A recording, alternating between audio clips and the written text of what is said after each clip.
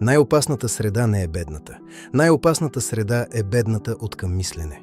Гледай до края, за да разбереш защо понякога не ти липсва сила. Липсва ти място, където да растеш.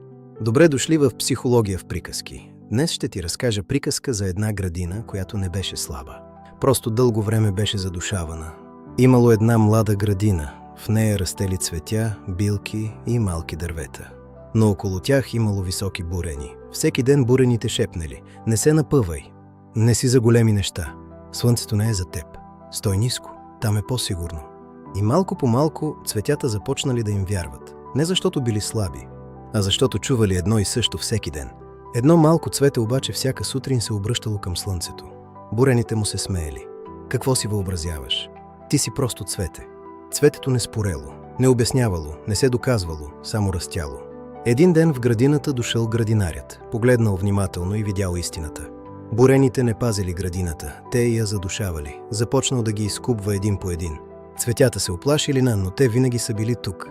Градинарят отговорил: „Точно за това не сте растели.“ След време в градината влязла светлина, цветята се изправили, билките се разлистили.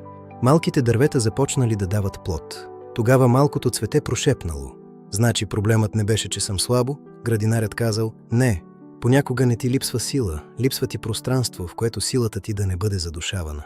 И запомни, средата или те храни, или те смалява. А ако всеки ден стоиш сред хора, които мислят ниско, говорят ниско и се страхуват от всеки, който расте, не се чуди защо и ти започваш да се свиваш. Понякога растежът не започва с повече мотивация, започва с това да изкубнеш бурените около себе си.